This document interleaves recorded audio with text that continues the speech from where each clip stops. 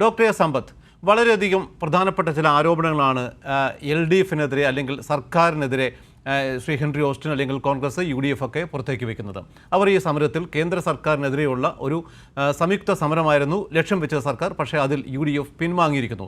സംസ്ഥാന സർക്കാരിൻ്റെ കെടുകാര്യസ്ഥതയാണ് പ്രധാനപ്പെട്ട കാരണം. മറ്റൊന്ന്, തീയതി ആലോചിച്ച കാര്യങ്ങളിലൊന്നും ഒരു വ്യക്തതയില്ലാത്ത ഒരു തീരുമാനമായി പോയി എന്നൊക്കെയാണ് ചില ആരോപണങ്ങൾ ശ്രീ ഹെൻറി ഓസ്റ്റിൻ മുമ്പോട്ട് വയ്ക്കുന്നത്.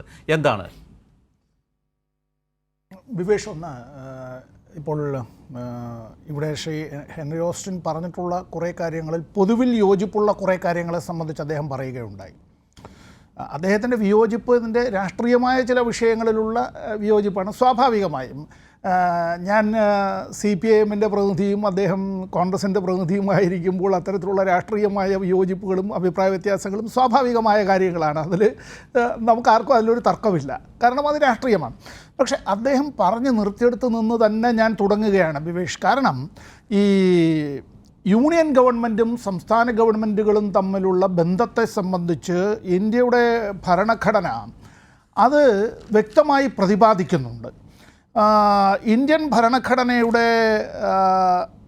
11-ാം ഭാഗം part 11 the relations between the union and the States എന്നുള്ളതിൽ അതിലെ ചാപ്റ്റർ 1 ലെജിസ്ലേറ്റീവ് റിലേഷൻസാണ്.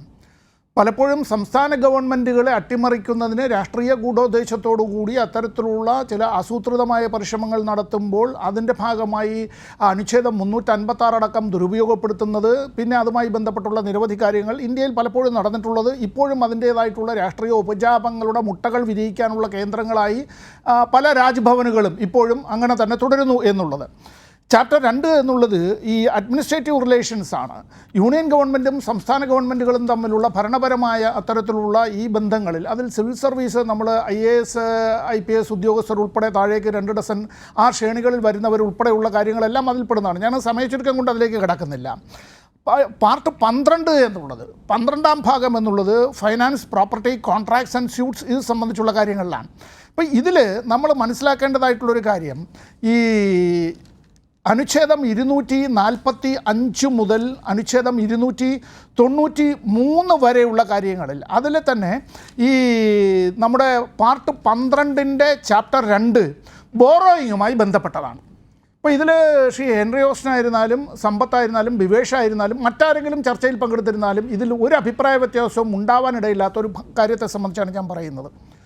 സംസ്ഥാനങ്ങൾക്ക് എങ്ങനെ കടമെടുക്കാനായി കഴിയുമെന്നുള്ളതും ഇന്ത്യ ഗവൺമെൻറ്റിന് കടമെടുക്കാൻ കഴിയുന്നതും സംബന്ധിച്ച് സുവ്യക്തമായി ഇവിടെ പറയുന്നുണ്ട്.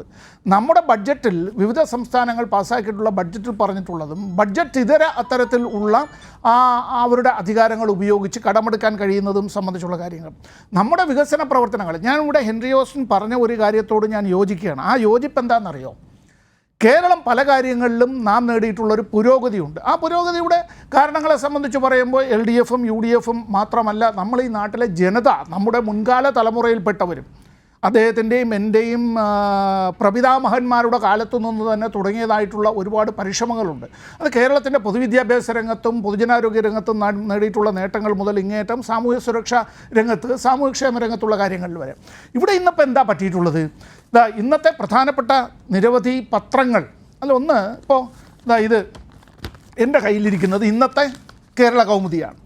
RBI വ്യവസ്ഥ വികസനം കുടുങ്ങും, സർക്കാർ ഗ്യാരണ്ടിക്ക് നിയന്ത്രണം, ഗ്യാരണ്ടി വർഷം 5000 കോടിക്ക് മാത്രം എന്നത് ഇന്നത്തെ കേരള കൗമുദി ദിനപത്രത്തിൽ പറയുകയാണ്.